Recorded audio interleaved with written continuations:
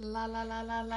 Ah, and it's great to be back. Yes, we are Cinema Girl. Cinema Squirrel. And today we're talking about what was this past Monday's mystery movie, which was the new film Tuner. Yes. Written by Daniel Roher and Robert Ramsey, and directed by Daniel Roher. Starring a couple people we've seen in clunky type things, semi-stinky type things. Oh. That was great to see them in something else. So I would say, did you recognize Havana Rose Liu from Oh, What Fun? She was one of the neighbors across the street. Oh. Probably the one that Wow. had the dance scene in the bar and stuff. Right. Yeah, like I if I remember the movie Okay. right. And yeah, the central. Not a great start, but sure. Oh, what fun. We reviewed that. Go look at that one. And then we didn't review this, but you'll remember Leo Woodall from Bridget Jones' Mad About the Boy. Oh, that's where he's from. But he's also from White Lotus. Right. And he's also from the miniseries One Day. But the Bridget Jones, yeah. Yeah, that was like a He's much better in this. super lazy use of him in Yep. that Bridget Jones Yep. movie. And Ugh. Oh, What Fun was not. No fun. So I was super excited to see these two actors just get to sink their teeth into something with a bit more depth. But yeah, so wait, our channel is spoilers only, so this movie is not out yet, but definitely there was a neat little message before the mystery movie started from these two actors encouraging you to talk about the movie and tell your friends. Well, this is a spoilers review, so maybe don't listen to this one until you've read the movie. We can start by saying, like spoilers. maybe go see it. Wasn't too bad. Yes, go see it, and all right, now you're back and you've seen it. Okay. So We're all caught up. It's May 29th or whenever it comes out. So yeah, so like the setup of this movie is like we open with something you don't see every day, and I was kind of like digging this as you think about movies and the different kind of situations the characters are in. This was sort of a, father figure, not father, but father figure or grandfather figure, and son figure or grandson figure dynamic. You just don't see, I don't know, I don't feel like we see a lot of movies with this particular dynamic. So these two is Dustin Hoffman playing Henry, who's got this piano tuning business, and we've got Leo Woodall as Nicky, who's going around with these little plugs in his ears, and it turns out he's got a condition. I should have looked it up, I should have written it down, but basically super sensitive to sound. Right. He at one point he says in the film he's allergic to loud noises. Right. So he's always got protective gear, like sometimes 2 layers of protective gear to kind of preserve his hearing. And he was once, it's mentioned that he had been a piano virtuoso, or like, what's the word when you're a prodigy? But he doesn't play anymore. There's tragedy hinted at with something about his father was a piano player. Oh, yeah. And we never really hear the mother mentioned. It seems like this guy's a little bit like this is his family. This couple, Henry and his wife Marla, are like his family, and he's got perfect pitch. You understand that he's probably got incredible musical talent, but he seems kind of like a little checked out, a little it's kind of just making it through the day. Oh, sure. It seems like stony-faced. the days are just repeating on him. He's just going through life. Right, as the Dustin Hoffman bobblehead TikToks away on the dashboard. Where do you think they got that? Do you think that's from a previous It was such a good bobblehead of Dustin Hoffman in his younger years. I'm like, was that like a Rain Man bobblehead they released, and they just put a different plaque on it? Right, like this was your congratulations of 40 years of something. Because if somebody sculpted that for this film, they did a great job of like, wow, that's a really cool likeness of Dustin Hoffman. Also, the coveralls. I don't know if you need special coveralls to be a piano tuner, but I loved it with the embroidery and everything. And it kind of set the tone of like, he's old school, you know, a master of his craft, but is now being surpassed by a younger generation. Because the guy wasn't really, you know, an underling. He had much better skill with his, you know, super hearing, and could tune. He was really doing all the piano tuning, and Dustin Hoffman was sleeping on couches in people's houses. And it seemed experiencing dementia, like dementia was creeping in on him a bit, or you know, definitely health concerns, and we're all getting old, but certainly nice banter between the two. And of course, I wonder if it's on purpose that the film is called Tuner, and they start the film arguing over tuna sandwiches, and they keep saying the word tuna, and you're like, am I supposed to hear tuna or tuner? Anyway, I thought that was fun. That was like an interesting way of starting the film. Like, if you just say the title to someone, hey, it's called tuna, they're like, what, about the fish? No. Right. So then, you know, so we have that set up, and then we have two significant things happen, like, pretty quickly into this. One, there's a little safe that Henry, Dustin Hoffman, is having trouble opening. Right. And, you know, he has changed the combination. Can't remember what he changed it to and stuff. Well, Nikki offers to take it home, watches some YouTube videos, and learns how to crack this safe, learns how to open it through listening with his super special ears. This almost feels like slightly, like it was borderline Marvel, you know, like kind like he was an X-Man or hero, something. Yeah. And then the ear. Anyway. Another thing that happens is through one of the piano tuning gigs, he meets someone named Ruthie, who is a composition student, and a great piano player, and they kind of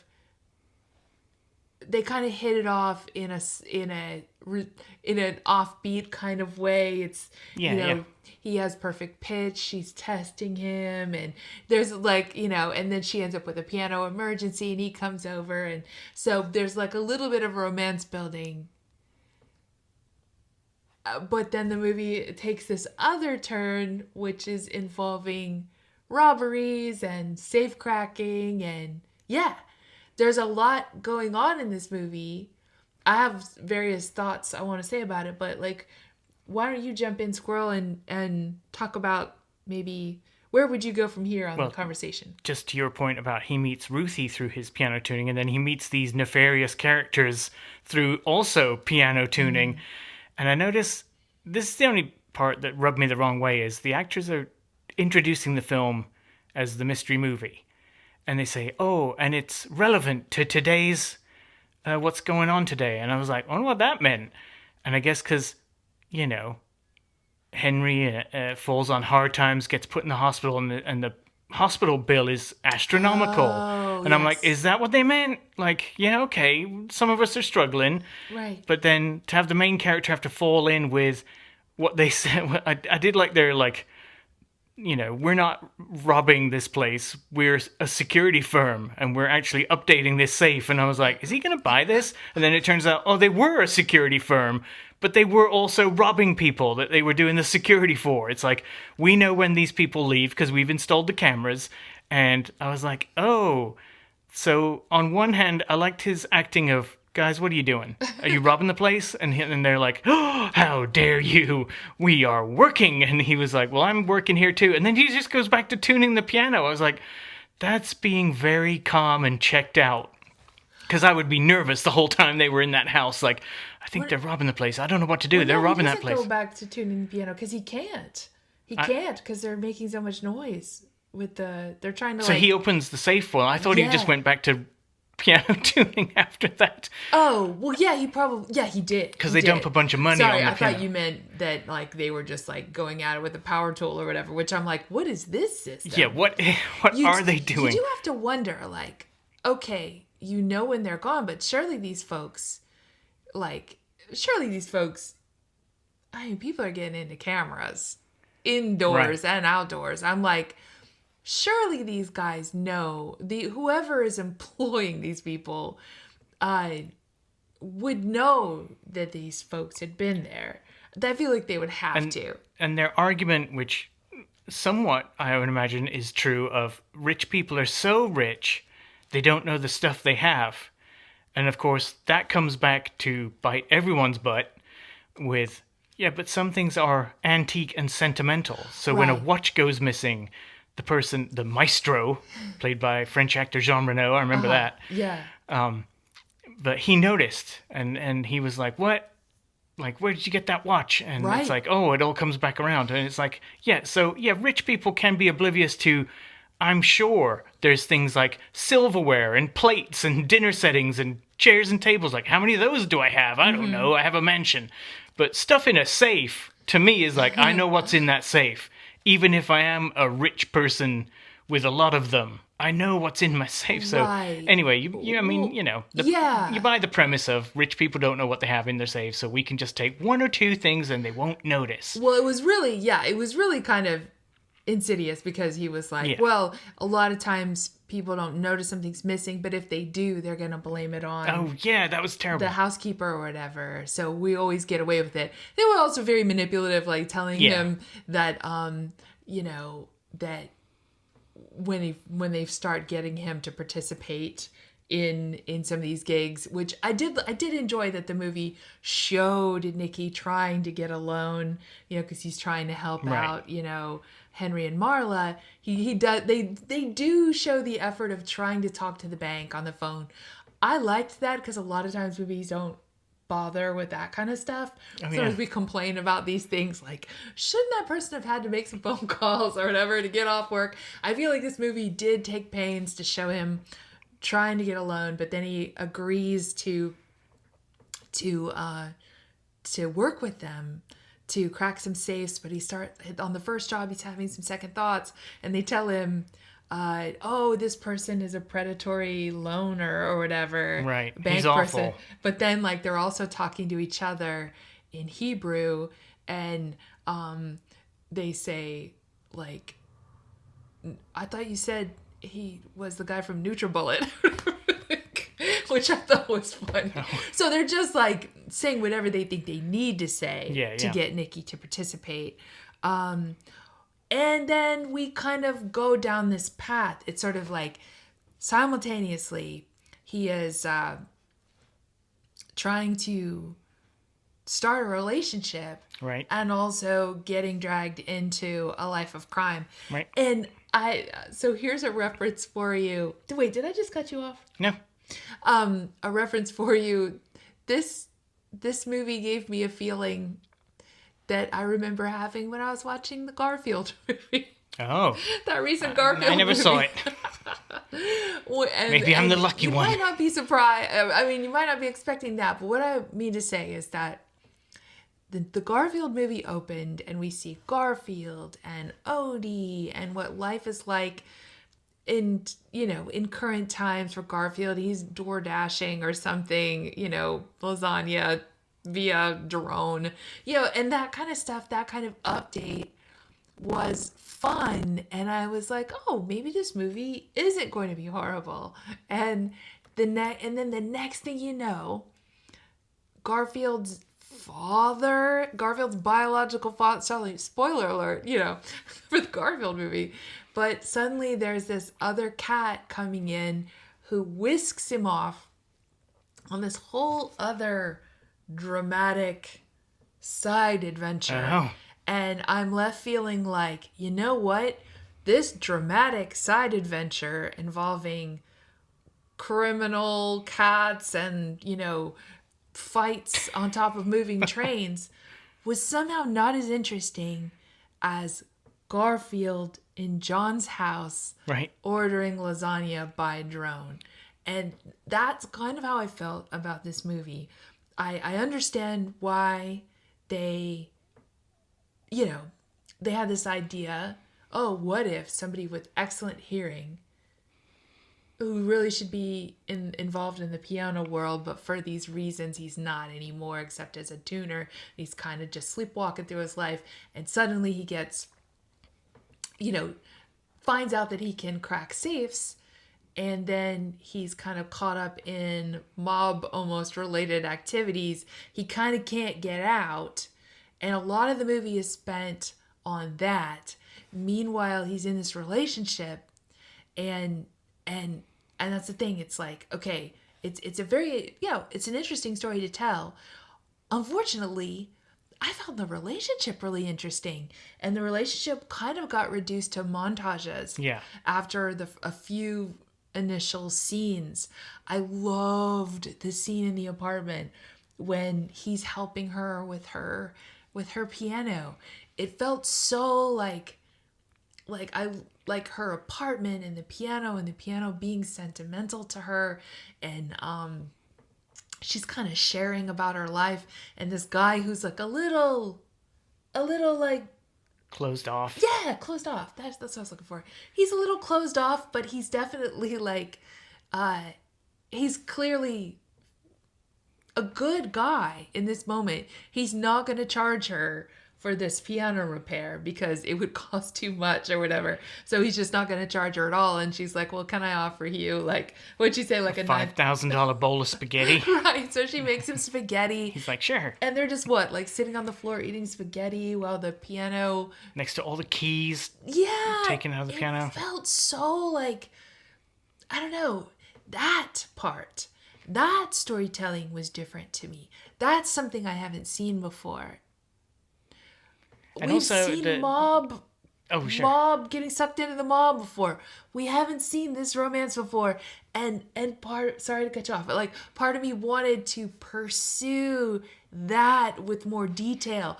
I wanted if I can say one more thing before you jump in, another one of my favorite scenes was when she's frustrated with her composition and he has a suggestion for her about like maybe you need a second keyboard to fill it out, and then she's like, I'm really annoyed at what a good idea that was. And I'm like, okay, now I'm really believing that, like not only could these people just be like thinking each other are attractive, but they are meeting on a deep artistic knowledge, like nerding out level that I thought was so cool that anytime we went to the mob guys, I was like, can we just get back to the relationship? And again, yet another one of these movies where a lie just builds and builds and builds, a la Eleanor the Great, a la Twinless, where you're like, oh no, at some point somebody's got to find out. We're headed for disaster here. And to your point of the being reduced to a montage, like the old Save the Cat book, like this is fun and games, like it's just a really fast montage of look, they're having a happy time, and then to find out, oh, it's only been a month, and when he takes the watch out of one of the safes that he has cracked, that he's like, oh, this, you mentioned a pearl strapped watch. And look what I have. It's an antique. And he's like, it wasn't that expensive. Like, he's just lies upon lies about how he got this watch. Yeah, giving her stolen stuff. Giving her stolen goods. And, of course, then, when she impresses this maestro that has come to see her perform, along with a whole other bunch of students, I guess. Uh-huh. And she's the most impressive. And then the maestro notices the watch. And is, where did you get that? So it's like, oh. But... yeah, to me, that montage suggested they've been together for a year. There were so many clips to then be like, it's just been a month, and he's given her this amazing Rolex watch, and she's like, this is kind of a big present for 1 month. I'm like, well, the montage suggested to me that it's been a year. Montage. You did so many things. Well, I got the feeling, maybe it did feel like a little longer than a month, but... or maybe they just had so much New York fun or wherever it's based. To me, it's suggested intense fun. I also really like that moment where he gets in the van and he's smiling. Yeah, because he doesn't smile for a lot of the film. Yes, and that was so nice. But then, unfortunately, because he's all sucked into his life of crime, we don't get to see that much smiling after that. And he honestly says a really crummy thing to her at one point. The kind of thing that I'm just like, I'm not even sure a relationship could come back from. When he says the thing about basically he said he was better. Yeah. Than I think she was a little confused by kind of what he's up to or whatever. There was some tension. But I'm not sure the relationship does bounce back. Because after that, it's like sort of spirals for him of getting his, the bad guys blow an air horn at him, and it just hurts so bad that he passes out. And then when he wakes up, he's in a bathtub and they're splashing water on him, and it's like, oh, this is all just gonna be bad, and it is. Yeah. And then presumably she's off working with the maestro, living her best life, and then he shows up at the end with the other watch to try and make things right, and then plays... To me, this was a bit of a dick move, sorry, but when he plays the piano just to prove to her, because in the context of the film, we think he's lost his hearing completely, or almost. Like, people have to come up and touch him to be like, oh, because the bad guys really worked him over with the air horn right to the ears. Yeah. And I thought, oh, so he's practically deaf now, and you can, The one great thing about this film was the sound design. Like, noises were noisy to him. Yeah. And... of course, I was fooled in the theater thinking, wow, this hospital scene, he can hear other people. Then it turned out it was staff at the theater talking next door. We're in this scene where he's supposed to be just bloop, bloop, bloop, nothing. And there's somebody on the other side of the door going I hate Mondays. And we're like, what? Wait, is this in the movie? Or it's just, yeah. Interesting you brought up the Garfield movie and we heard someone screaming, I hate Mondays at this film. Maybe that's what made me think about it all. But anyway, I got the impression that once she found out he had stolen things, and his tirade about I'm a much better piano player than you'll ever be, and missing her concert, there's too many things that he could not bounce, even with his playing amazingly at the end of the film, and her giving a little smile. I was like, yeah, you can give a little smile. Both things can be true, but if you turned around after, once the credits are going, what are we supposed to believe? That you turned around and he's won her back over? Right. I don't think so. I think she would be like, oh yeah, you can play well. Anyway, get out. Yeah. I don't want everyone to see you again. Thanks for bringing back the other stolen watch for the maestro. And I think they leave it a little open-ended there. But yeah, so a couple of things. Let's see. You mentioned the sound design. Also, I think the editing was really interesting. Oh, yeah. In this movie, there was a lot of stuff, because there's so much, twisting of things, when you're tuning, when you're, opening the thing. There's so many cool effects where, the storytelling of, passage of time is, just, Sure, oh, yeah. There was a lot of that, which I thought was neat. It was confusing. Well, certainly, yes. This movie did a great job of making you feel so frightened of a loud noise. Oh, sure. And I mean, there was points where I was covering my ears because, somebody's brandishing an air horn. It suddenly looks like a machine gun, the damage that this could inflict on this guy. And that was sold. That was well sold in the movie. And the final thing where these folks rough him up and they've cut off part of his ear. They said his eardrums were ruptured. Which I think it was the main guy. I kind of feel like the other two, the three sort of bad guys in the film, two of them kind of got to know him. And one was a sweetheart with the dog and did not want to do anything. Yeah, Benny, didn't really want to hurt him. So it's the main guy that has sort of become the hardened criminal and is willing to do crazy stuff. Yuri, cutting Lior part of his Raz. ear off. But then, are we supposed to think they also know when he says he just wants this other watch we stole back, and he won't call the cops. It's like, well, for criminals, because I guess they got away with it at the end. This is one of the first films where the bad guys kind of get away with some money and nothing, no repercussions. Like, our main character doesn't set them up or try to frame them or anything. They just get away with it. It was a little bit of a weak thing with when you said, like, Jean Reno or whatever, the Meisner. He's like, wait, that's my watch. And also, there's another watch. And, like, Nikki's kind of like, they're about to call the police. And he's like, I can get you the other watch back. And they're like, okay. Which, like, they were literally on the phone. They dialed 911. So the dispatcher must have been going like, uh-oh, maybe they can't talk. And then they got hung up on. The cops would have arrived at that building. And then when he arrives and hands him the watch, like, the Meisner guy just goes something like, thief. What did he say? Like the tuner has been... absolved or something. Like, it was just odd. And it's like, okay, you have your 2 watches back. You don't feel any kind of citizen's arrest vibes about this. Like, this guy's up to, you're just like, okay, we'll just, we no further questions, really. Like, which also means our main character has been in the maestro's house. Right. He has a safe and he's stolen from the maestro. Yes. Like, you don't want to tell. Right. The maestro doesn't have any follow-up questions. Right. Like, maestro, how would he have that watch? And maybe, maestro, you should check your security firm.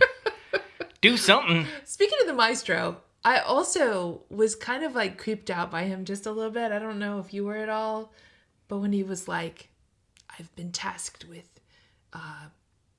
like composing something here, Ruthie has just delivered this blistering, just gorgeous, intense composition. Right. And he's like, I'm supposed to be composing something, and kind of like, you could be my assistant or intern or whatever. And that's what she wanted. But he was like, you might be making the coffee. Are you fine with that? I was just kind of like, maybe not. Yeah. Maybe not. Maybe Did you have she's to add above that? Did you really have to add that at the end of the sentence? Like, you also might have to unclog my toilet. Like, thanks, dude. It's like, sometimes my toes get a little fuzzy in between, and you're going to need to deal with that. Can you? I'll get back to you, maestro. Like, why did they need to put that in there? Because this is something she's wanted, and it almost like just took the shine off of like her achievement at that moment. A little bit, in my opinion. Also, the fact they all called him maestro again. Like, it all leads back to Seinfeld.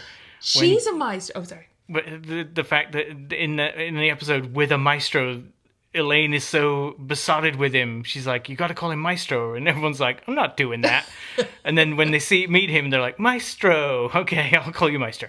So the scenes in the film where everyone's going maestro, I'm like, all right, give it a rest, maestro. What's your name, Philip? Yeah, for real. And so I was just kind of like, okay, so not sure. Obviously, she took the job. Right. Obviously, he gave her the job without getting the second watch. He kind of went with it, probably because of her talent. But we just see her coming out holding like files and stuff. So she is in an assistant role.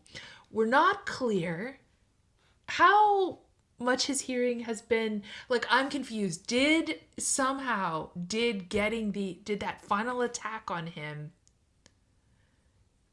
do something to his hearing to dull it so that he can actually play piano now? Because to his hearing, like when we get his sort of POV, was so muffled. Like, isn't another assistant at the maestro's house talking to him? Yeah. And then it cuts to him just looking out the window, and you hear what he can hear, and it really is like very muffled, and he's almost deaf. Like, I would say 95% he's deaf.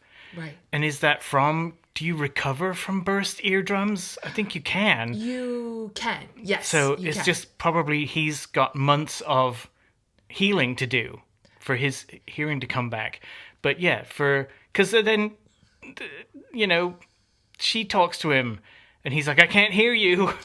And it's like, oh, so she just says it louder. And it's like, is that what you do with someone deaf? You don't just talk louder. Well, yeah, it's unclear. Write it down, show him. It's very unclear how deaf he was at the end. Yeah, but he said the E flat, or he said the E was flat or something. Right, he was able to play a piano, and you got to be able to listen to what you're playing, right? Unless it was full muscle memory. Oh, maybe. Because he's or the feeling. Isn't that what Dustin Hoffman said? It's not the hearing, it's the feeling. Oh. And everyone's like, all right. So one thing, I would have to see it again to know, but I was wondering, when he played for her at the end, yeah, did the thing that he played reference her first composition?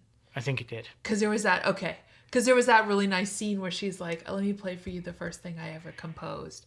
So do you think he kind of like repeated some of her melodies and then also did some other stuff? That, and also it seemed to be what she played for the maestro. And I kind of get the feeling, because at the end, it was like the end of the music was a definite dun dun on the piano, and I get the feeling that she played so passionately because he wasn't there. It kind of upset her and led to her being kind of frantic on the piano, and the maestro's looking at her from the audience going like, oh, there's a lot of passion here, like just from his look. And when he plays at the end, I didn't feel it was as good, even though we're supposed to be like, oh, he is a great pianist, but he didn't play with the same level of passion. So when he got to the end, it was kind of like, dun dun. And I was like, oh, it's not the big ending that she had, because she was mad at him. I felt like maybe what he was playing was just so interesting and took interesting twists and turns. Yeah, true. It could be a completely different piece. I did kind of feel like maybe he had taken the thing which he said this is the first thing I ever composed. Yeah. I kind of got the feeling that maybe would he went sense. Back to that melody and built off of it, but I don't know because I would have to see the movie again to be sure.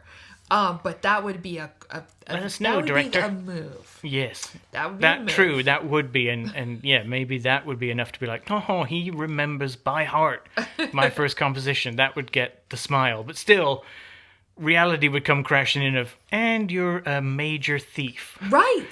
Right. And I thought it was nice when he was like, I got into some trouble. Like, I think in some ways that made him seem a little sympathetic, but there also needs to be some talking. Like, in some ways I felt this movie was a little bit like a little Good Will Hunting-ish, you know?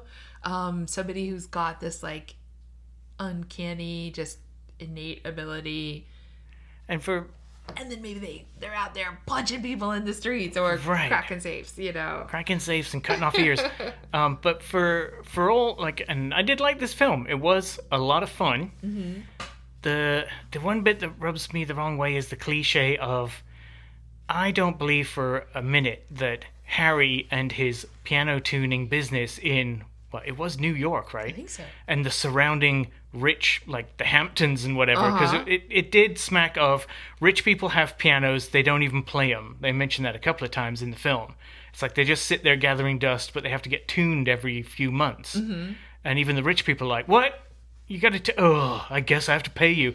But then there's the cliched, that's because Harry never raised his prices in 5 years. I don't believe that for a second. If you're good at your job, you know you can raise prices. I don't believe that Harry would be all, oh, no, I know I charge you, it's not $50 to tune a piano. So when he gets that medical bill, that's kind of like where our plot kicks off of, our hero, in quotes, has to go down the dark alley of, I'm into organized crime now. What am I doing? Right. But I am going to be, it's for a noble cause. I'm paying Harry's medical bills. And it's like, Harry tunes pianos for super wealthy people. I think he would have a little bit of money tucked away. Yeah. So of course, it seemed kind of ham-fisted of how do we get to this point of get him to be in with the bad crowd. And it's like a medical bill. Well, I don't know. There might have been a different way to do that. That was the only thing that I was like, Harry's not poor. Sorry.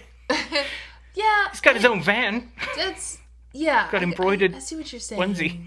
I see what you're saying. I think it was like maybe just that like the medical bills were so much. I mean, it was a lot, true. But and of course what was the wife's name? Marla. Marla was like, and he hasn't been paying his premiums or something. He Right. didn't agree with it, or which I can see how if you don't have medical insurance, the bills are going to skyrocket. But still, Yeah. if he'd have been like a deli owner or something, or just something a bit less posh than, to me, piano tuner, you're going to charge a few thousand for tuning a piano. And if Herbie Hancock is coming to his Yeah, but memorial service, then Herbie Hancock.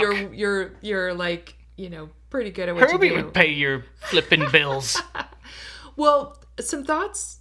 Yeah, maybe just a couple thoughts I had. Like, so Tovah Feldshuh, who plays Marla, she's such a I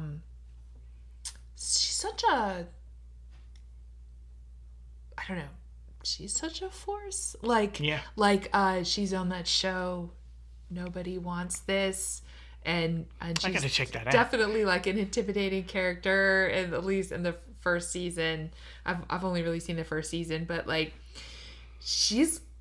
I kind of feel like an interesting, because we're just having a discussion here, so like we don't give numerical ratings, so it's not like we're saying like, oh, you lost points for not doing this or whatever. We're just having conversation about like what ideas about the movie. Well, I feel like she may have been a tiny bit underused in this movie, and I would have loved if, because she seemed like she could take on Yuri.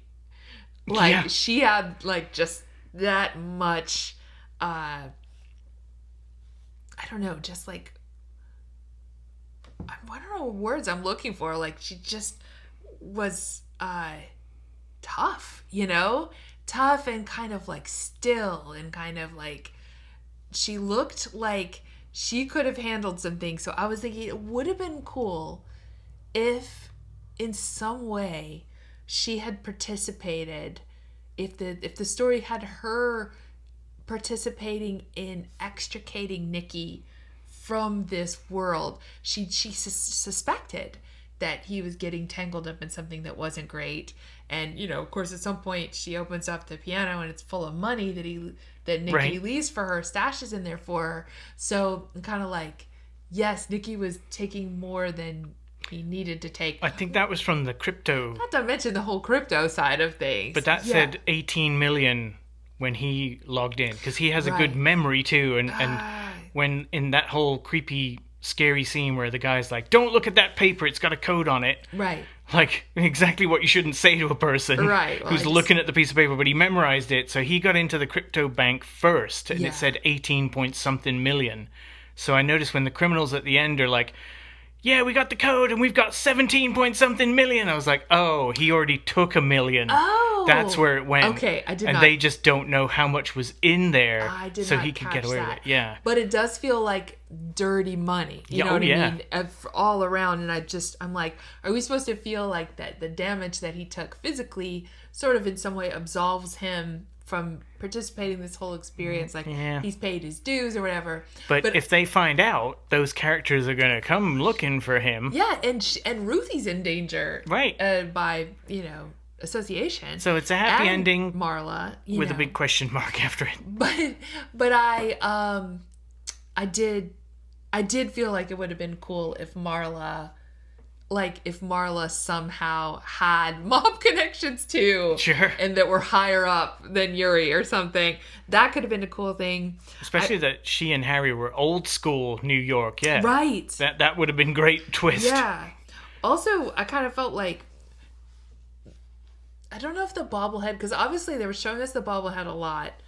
Was the bobblehead supposed to be almost like a little bit like, I'm staring at you while you make bad decisions? Maybe. I feel like they kept focusing on the bobblehead like all the time, and I was like, is this a tool? Is this a device like, hey, Henry's watching you and you're making bad decisions? Or was it just, he's driving the van right now and that's part of the view? But I kind of felt like it maybe it could have been a little even more emotional, like looking at that bobblehead. But I let's see. And of course, Dustin Hoffman's, I don't know how old right now, but yeah, it is partly sad to see him so old and playing someone who has a bit of dementia, and then at the end when they're at the wake and there's these really young looking Dustin Hoffman in obviously Yes. pictures from his Right. own collection of like, look at me at a piano looking Right. young.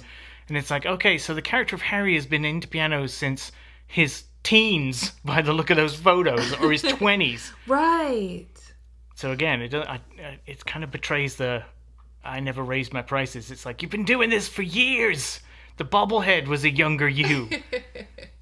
Right. And you're this grizzled old bearded tuna fish eating codger. So all in all, I'd say like for me there was like a lot to like about this movie, and Yeah. it was almost like the more dramatic part. I felt, to sum up, I felt like the dramatic part maybe took me away from what I was really thought was more unusual and exciting, because we don't see that many good romantic comedies out there. That's like a really difficult thing, it seems like, for writers to achieve. So I felt like a good romance that was making me smile and laugh was kind of the most exciting thing happening here. Yeah. Like, come on, let's get done with the crime so we can get back to these characters. And I think that,